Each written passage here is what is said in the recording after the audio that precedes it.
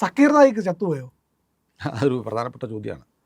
സക്കീർ നായിക്ക് അറിയാമല്ലോ, ഇന്ത്യയിലിരുന്ന് ഇന്ത്യക്കെതിരെ വലിയ വിദ്വേഷ പ്രസംഗങ്ങൾ നടത്തി നമ്മുടെ രാജ്യത്തെ ചെറുപ്പക്കാരെ മുഴുവൻ തീവ്രവാദ പാതയിലേക്ക് കൊണ്ടു നടക്കാൻ വേണ്ടി പീസ് ടി വി എന്നൊരു ടി വി ഉണ്ടായിരുന്നു ഇയാൾക്ക്.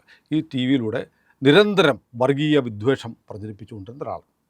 അയാൾ ഇവിടെ ഇന്ത്യ സർക്കാർ കേസുകളെടുത്തു. NIA കേസുണ്ട്, ED കേസുണ്ട്, പോലീസ് കേസുണ്ട്. ഇതെല്ലാം വന്നപ്പോൾ ഇവിടുന്ന് മുങ്ങി നേരെ മലേഷ്യ പോയി അവിടെ കഴിയുകയാണ്. മലേഷ്യൻ സർക്കാരിനോട് നമ്മൾ പലതവണ ആവശ്യപ്പെട്ടു അയാളെ വിട്ടു തരണം. അപ്പോൾ മലേഷ്യയും ഇന്ത്യയും തമ്മിൽ കുറ്റവാളികളെ കൈമാറുന്നതുമായിട്ടുള്ള കരാറുണ്ട്. എന്നിട്ട് മലേഷ്യ പറഞ്ഞു, ഞങ്ങൾ നോക്കട്ടെ, ഇവിടെ അയാൾ കുഴപ്പക്കാരനൊന്നും അല്ല, ഇവിടെ സ്ഥിരം വിസയാണ് കൊടുത്തിരിക്കുന്നത്, അതുകൊണ്ട് ഒന്ന് നോക്കട്ടെ, പരിശോധിക്കട്ടെ, തെളിവ് താ എന്നൊക്കെ പറഞ്ഞ് നിൽക്കുകയാണ്. അതിനിടയ്ക്കാണ് നമ്മുടെ പ്രധാനമന്ത്രി നരേന്ദ്രമോദി കഴിഞ്ഞ ദിവസം മലേഷ്യയിൽ പോയത്. മലേഷ്യൻ പ്രധാനമന്ത്രി വിമാനത്താവളത്തിലെത്തി മോദിയെ സ്വീകരിച്ചു. അൻവർ ഇബ്രാഹിം വലിയ കാര്യമായിട്ട് സ്വീകരിച്ചു, അദ്ദേഹത്തിൻ്റെ കാറിൽ കൊണ്ടു നടന്നു. അങ്ങനെ ലോകത്തെ മറ്റ് പല രാജ്യങ്ങളും, റഷ്യ ഉൾപ്പെടെയുള്ള രാജ്യങ്ങൾ മോദിക്ക് നൽകിയിട്ടുള്ള ഒരു തത്തുല്യമായ സ്വീകരണമാണ് മലേഷ്യയിൽ ഇന്ത്യൻ പ്രധാനമന്ത്രി കിട്ടിയത്. ഇന്ത്യ മാത്രമല്ല, തീവ്രവാദത്തിനെതിരെ അതിശക്തമായ നിലപാടെടുക്കുമെന്ന് ഇന്ത്യയും മലേഷ്യയും സംയുക്ത പ്രസ്താവനയൊക്കെ നടത്തി പ്രതിരോധ കാര്യത്തിൽ ഉൾപ്പെടെയുള്ള ചില കരാറുകളും ഒപ്പിട്ടു. അപ്പോൾ മലേഷ്യയും ഇന്ത്യയും തമ്മിൽ നേരത്തെ മലേഷ്യയുമായിട്ട് ചില ചെറിയ അസ്വാരസ്യങ്ങൾ ഇന്ത്യക്ക് ഉണ്ടായിരുന്നു. ഈ പാം ഓയിൽ ഇറക്കുമതി ഉൾപ്പെടെയുള്ള ഇഷ്യൂവിലൊക്കെ ചില പ്രശ്നങ്ങളൊക്കെ ഉണ്ടായിരുന്നു. കാരണം മലേഷ്യ ഈ തീവ്രവാദത്തെ സഹായിക്കുന്ന നിലപാട് പരോക്ഷമായിട്ട് എടുക്കുന്നു എന്നുള്ള ആക്ഷേപം ഇന്ത്യക്കുണ്ടായിരുന്നു. ഏതായാലും അതെല്ലാം പരിഹരിച്ചു. രണ്ട് രാജ്യങ്ങളും തമ്മിൽ വലിയ സൗഹൃദം ഊട്ടി ഉറപ്പിച്ചു കഴിഞ്ഞ ദിവസം. അതിൻ്റെ വാർത്തകളൊക്കെ വന്നു കഴിഞ്ഞു. പക്ഷേ അപ്പോൾ ചില ആളുകൾ ചോദിച്ചൊരു ചോദ്യമുണ്ട്. അല്ല, ഈ മലേഷ്യയുമായിട്ട് ഇത്രയും നല്ല ബന്ധമുണ്ടായി, മലേഷ്യയ്ക്ക് ഗുണമുണ്ടാകുന്ന ഒരുപാട് കാര്യങ്ങൾ, മലേഷ്യയ്ക്ക് സാമ്പത്തികമായി മെച്ചമുണ്ടാകുന്ന ഒരുപാട് കാര്യങ്ങൾ ഇന്ത്യ ഓഫർ ചെയ്തിട്ടുണ്ട്. മലേഷ്യയെ കൈപിടിച്ച് നടത്താൻ ഇന്ത്യ സൈനിക രംഗത്ത് ഉൾപ്പെടെ സാമ്പത്തിക രംഗത്ത് ഉൾപ്പെടെ ഇന്ത്യ ഗുണകരമായ പദ്ധതികൾ പ്രഖ്യാപിച്ചപ്പോൾ ആ സക്കീർ നായിക്കിനെ ഇങ്ങോട്ട് വിട്ടുതരാൻ എന്താണ് പറയാതിരുന്നത്? ഇങ്ങനൊരു ചോദ്യം ചില ആളുകളൊക്കെ ചോദിക്കുന്നുണ്ട്. മോദി പോകുമ്പോൾ ഏറ്റവും കൂടുതൽ പ്രതീക്ഷിച്ചത് സക്കീർ നായിക്കിനെ തിരിച്ച് ഇന്ത്യക്ക് കിട്ടും, അതിനുള്ള നടപടിയെടുക്കും എന്നാണ് പ്രതീക്ഷിച്ചത്. പക്ഷേ നമ്മുടെ രണ്ട് രാജ്യങ്ങളും തമ്മിലുള്ള കരാറിൽ അല്ലെങ്കിൽ വിദേശകാര്യ മന്ത്രാലയം പുറപ്പെടുവിച്ച ഈ സന്ദർശനത്തിൻ്റെ ഭാഗമായിട്ടുണ്ടായുള്ള ഡീലിനെ കുറിച്ചുള്ള പത്രക്കുറിപ്പുകളിലൊന്നും സക്കീർ നായിക്കിൻ്റെ കാര്യം പറഞ്ഞിട്ടില്ല. ഇവിടെ മോദി പോകുന്നതിന് മുമ്പ് വാർത്താ ലേഖകർ വിദേശകാര്യ വക്താക്കളോടൊക്കെ ചോദിച്ചിരുന്നു, സക്കീർ നായിക്കിൻ്റെ എക്സ്ട്രാഡിഷൻ്റെ കാര്യത്തിൽ തീരുമാനം ഉണ്ടാക്കും, അത് ഉൾപ്പെടെയുള്ള കാര്യങ്ങൾ ഞങ്ങൾ പരിഗണിക്കുന്നുണ്ട് എന്നാണ് വിദേശകാര്യ മന്ത്രാലയം പറഞ്ഞിരുന്നത്. പക്ഷേ എന്നിട്ടും എന്തുകൊണ്ട് തന്ത്രപ്രധാനമായ, ഒരുപക്ഷെ ദാവൂദ് ഇബ്രാഹിം കഴിഞ്ഞാൽ ഇന്ത്യ ഏറ്റവും കൂടുതൽ ആവശ്യപ്പെടുന്ന ഒരാൾ നമ്മുടെ രാജ്യത്ത് അത്ര വലിയ കുഴപ്പമുണ്ടാക്കിയിട്ടുണ്ട്. രാജ്യത്തുണ്ടായ പല കലാപങ്ങളുടെയും പിന്നിൽ സക്കീർ നായിക്കിൻ്റെ ആഹ്വാനങ്ങളും അയാൾ കുത്തിയിളക്കി വിട്ട ആളുകളായിരുന്നു. അതുകൊണ്ട് ഇന്ത്യക്ക് വലിയ ആവശ്യമുണ്ട്, ഇയാൾ അവിടെ കൊണ്ടുവരണം, വിചാരണ ചെയ്യണം, ശിക്ഷിക്കണമെന്ന് ഇന്ത്യ ആഗ്രഹിക്കുന്ന ആളാണ്, പ്രതിയാണ് സക്കീർ നായിക്ക്. അപ്പോൾ NIA കേസിലുണ്ട്, ഭീകരപ്രവർത്തനത്തിലാണ് NIA. UAPA മതസ്പർദ്ധ ഉണ്ടാക്കിയ UAPA കേസുണ്ട്. പിന്നെ കള്ളപ്പണം വെളുപ്പിക്കൽ 193 കോടി രൂപ ഇയാളുടെ അക്കൗണ്ടിലൂടെ അനധികൃത പണം വന്നു എന്ന് കണ്ടെത്തിയിട്ടുണ്ട്. ആ പണം നമ്മൾ കണ്ടുകിട്ടിയിട്ടുണ്ട്. അപ്പോൾ ഇത്രയും വലിയ EDയുടെ NIAയുടെ പിന്നെ ലോക്കൽ പോലീസിൻ്റെ ഉൾപ്പെടെയുള്ള കേസുകൾ നിരവധിയാണ്. ഇത്രയും ഏതാണ്ട് എല്ലാ ഏജൻസികളുടെയും കേസിൽ പ്രതിയായ ഇയാളെ വാങ്ങാതെ എന്തുകൊണ്ടാണ് മോദി തിരിച്ചു പോകുന്നത്? ഇതൊരു പ്രധാനപ്പെട്ട കാര്യമാണ്. അതിനിടയ്ക്ക് ഒരു 6 മാസം മുമ്പ് മറ്റൊരു വാർത്ത വന്നിരുന്നു. സക്കീർ നായിക്കിന് സുഖമില്ല, എയ്ഡ്സ് ആണ്, അദ്ദേഹത്തിന് എയ്ഡ്സ് ബാധിതനായിരിക്കുന്നു എന്നുള്ള വാർത്ത ലോകം മുഴുവൻ പ്രചരിപ്പിച്ചു. അദ്ദേഹത്തിന് മാത്രമല്ല, അദ്ദേഹത്തിന് ഭാര്യയ്ക്കും ഉണ്ട്, മകൾക്കും ഉണ്ടെന്ന് പറഞ്ഞു. അപ്പോൾ ആളുകൾ സംശയം ചോദിച്ചു, ഭാര്യയ്ക്ക് വന്ന് മനസ്സിലാവും, മകൾക്ക് എങ്ങനെ എയ്ഡ്സ് വന്നു എന്നുള്ള ചോദ്യം അന്നേ ഉണ്ടായിരുന്നു. ഏതായാലും ഇദ്ദേഹത്തെ സംബന്ധിച്ച് സ്ത്രീകൾ കൃഷിയിടങ്ങളാണല്ലോ, അതിൻ്റെ പ്രചാരകരാണ് അദ്ദേഹം. അപ്പോൾ എന്ത് ഭാര്യ, എന്ത് മകൾ. അപ്പോൾ ഏതായാലും എയ്ഡ്സ് ബാധിതരായിട്ട് കുടുംബം കഴിയുകയാണെന്നുള്ള വാർത്ത ഉണ്ടായിരുന്നു. ഒരുപക്ഷേ മോദി അവിടെ എത്തിയപ്പോൾ ഈ അൻവർ ഇബ്രാഹിം എന്ന് പറയുന്ന പ്രധാനമന്ത്രി ചോദിച്ചിരിക്കാം, ഈ സർവത്ര എയ്ഡ്സ് ബാധിച്ചിരിക്കുന്ന ഒരു സാധനത്തിനെ ഞങ്ങളൊരു സെല്ലിൽ പൂട്ടിയിട്ടിരിക്കുകയാണ്, അങ്ങോട്ട് ഈച്ച പോലും കയറാതെ ഞങ്ങളുടെ കരുതി ഇതിനെ ചുമന്ന് വിമാനത്തെ കയറ്റി ഇന്ത്യയിലേക്ക് കൊണ്ടുവന്നിട്ട് വല്ല കാര്യമുണ്ടോ മോദി സാബ് എന്ന് ചോദിച്ചിരിക്കാം. ശരിയല്ലേ? കൊണ്ടുവരുന്ന വഴിക്ക് ആ വിമാനം പിന്നെ സാനിറ്റൈസ് ചെയ്യണം, എന്തെല്ലാം പരിപാടി ചെയ്യണം ഈ 3 എണ്ണത്തിനെ കൊണ്ടുവരുന്ന കഴിയുമ്പോഴത്തേക്ക്. അപ്പോൾ അതുകൊണ്ട് ഒരുപക്ഷെ അങ്ങനെ ചിലപ്പോൾ എന്തൊക്കെയാണ് ഒരു കാര്യം ഉറപ്പാണ്, ഇത് സംബന്ധിച്ചുള്ള ചർച്ചകൾ നടന്നിട്ടുണ്ട്.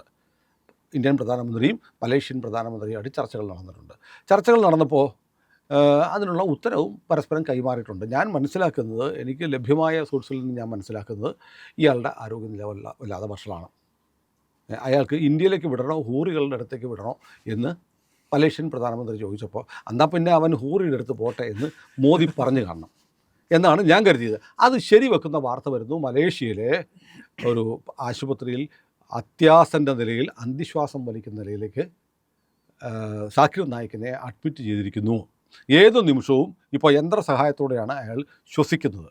ഏതു നിമിഷവും അയാളുടെ മരണം സംഭവിച്ചേക്കാം എന്നുള്ള വാർത്തയാണ്. ഒരുപക്ഷെ നമ്മളിത് സംസാരിച്ച് ഈ വീഡിയോ അപ്ലോഡ് ചെയ്തതിന് മുമ്പ് ഇയാൾ മരിച്ചു എന്നുള്ള, ചത്തു എന്ന് പറയുന്നത് ചത്തവും മരിച്ചു ഒന്നു തന്നെയല്ലേ.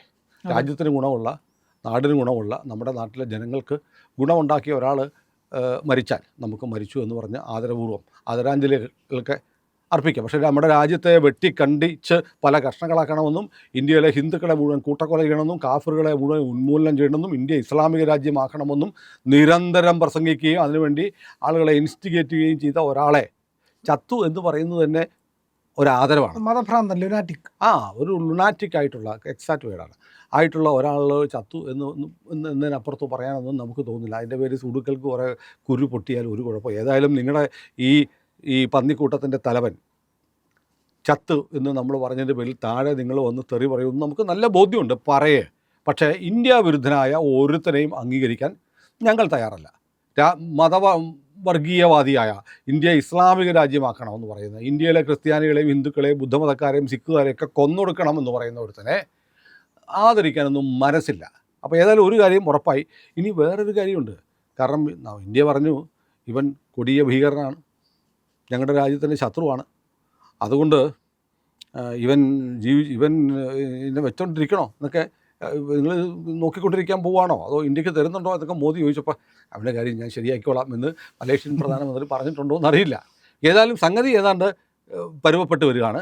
സാക്കിർ നായിക്ക് ഇനി അധികം പ്രസംഗിക്കാനും ഒന്നും ഈ ലോകത്തിന് അധിക സമയം ഉണ്ടാവില്ല എന്ന് പറയുന്നു. മാത്രമല്ല ഇന്ത്യക്ക് ദേഷ്യം തോന്നുന്ന മറ്റൊരു കാര്യങ്ങളുണ്ട്. അടുത്തിടയ്ക്ക് ഇയാൾ പാകിസ്ഥാനിൽ പോയിരുന്നു. പാകിസ്ഥാനിൽ പോയിട്ട് ഇന്ത്യക്കെതിരെ കാശ്മീർ പാകിസ്ഥാൻ്റെ ഭാഗമാണ് എന്നൊക്കെ പറഞ്ഞ് വീണ്ടും വിദ്വേഷ പ്രസംഗം നടത്തിയിരുന്നു. ഇന്ത്യയെ ആക്രമിക്കണമെന്ന് പറഞ്ഞിരുന്നു, കാശ്മീരിനെ മുറിച്ചെടുക്കണമെന്ന് പറഞ്ഞിരുന്നു. അങ്ങനെയുള്ള ആളാണ് മോദി എത്തുന്ന മലേഷ്യയിലുണ്ടായിരുന്നത്. അപ്പോൾ ഇയാളുടെ ഒരു അടുത്ത അനുയായിയുണ്ട്, മുഹമ്മദ് സമാരി വിനോദ് എന്നാണ് പറയുന്നത്. അവസാനത്തെ വിനോദ് കണ്ടോ? വിനോദ് മുഹമ്മദ് സമാരി വിനോദ് ഹിന്ദു ആയിരുന്നു. അവൻ സക്കീർ നായിക്കിൻ്റെ ആകർഷണ വലയത്തിൽപ്പെട്ട് മുസ്ലിമായിട്ട് കൊടിയ ഭീകരനായി, ഇന്ത്യ വിരുദ്ധനും ഹിന്ദു വിരുദ്ധനുമായി. ഇയാൾ മോദി അവിടെ വരുമ്പോഴത്തേക്ക് അവിടുത്തെ മുസ്ലിങ്ങളെയൊക്കെ സംഘടിപ്പിച്ച് ഇന്ത്യയിൽ മുസ്ലിങ്ങളെ കൂട്ടക്കൊല ചെയ്യുന്ന നരാധമനായ മോദി മലേഷ്യയിൽ വരുന്നതിനെതിരെ വലിയ പ്രകടനം സംഘടിപ്പിക്കാൻ തീരുമാനം ചെയ്തു. PM അൻവർ ഇബ്രാഹിം പൊക്കിയെടുത്ത് ജയിലിലിട്ടിരിക്കുക. അപ്പോൾ പുറത്തിറങ്ങിയിട്ടില്ല. ഏതായാലും അദ്ദേഹത്തിന് പുറത്തിറക്കി വിട്ട് ഒരു നല്ല റീത്തും വാങ്ങിച്ചു കൊടുത്ത് വിടണമെന്ന് നമുക്ക് മലേഷ്യൻ പ്രധാനമന്ത്രിയോട് അഭ്യർത്ഥിക്കാം. എത്രയും പെട്ടെന്ന് ആ ശുഭകരമായ വാർത്ത സ്ഥിരീകരിച്ച് വരട്ടെ. ഇങ്ങനെയുള്ള ലോകത്തിന് ഭീഷണിയാവുന്ന, ലോകസമാധാനത്തെ നശിപ്പിക്കുന്ന വർഗീയതയുടെ പേരിൽ ആളുകളെ കൂട്ടക്കൊല ചെയ്യണമെന്ന് ഒരു ഉളുപ്പുമില്ലാതെ സ്വന്തം ചാനലിൽ വന്നിരുന്ന് നിരന്തരം ഹിന്ദുവിനെ കണ്ടാൽ കൊന്നുകളയുക, സിഖുകാരനെ കണ്ടാൽ കൊന്നുകളയുക, ക്രിസ്ത്യാനിയെ കണ്ടാൽ കൊന്നുകളയുക, ഇസ്ലാമിക രാജ്യമാക്കാൻ ഏറ്റവും നല്ല മാർഗം ആയുധമെടുത്ത് പോരാടുകയാണ്, നിങ്ങൾ ഇപ്പോഴേ തുടങ്ങണം എന്നൊക്കെ പ്രസംഗിക്കുന്ന ഒരാൾ മരിച്ചു എന്നറിയാനുള്ള വാർത്തയുടെ സ്ഥിരീകരണത്തിന് വേണ്ടി ഇന്ത്യ ലൈവ് കാത്തിരിക്കുകയാണ്. പ്രിയപ്പെട്ട പ്രേക്ഷകരെ, നമ്മുടെ ചാനൽ സബ്സ്ക്രൈബ് ചെയ്യാൻ മറക്കാതിരിക്കുക. ഇന്ത്യ ലൈവ് ഇങ്ങനെ നിരന്തരം ഇത്തരം കാര്യങ്ങൾ വന്ന് നിർഭയമായി പറയുകയുള്ളൂ. അപ്പോൾ നിർഭയമായി പറയണമെങ്കിൽ ഞങ്ങൾക്ക് നിങ്ങളുടെ സപ്പോർട്ട് വേണം. ഉറപ്പായിട്ടും സബ്സ്ക്രൈബ് ചെയ്യണം.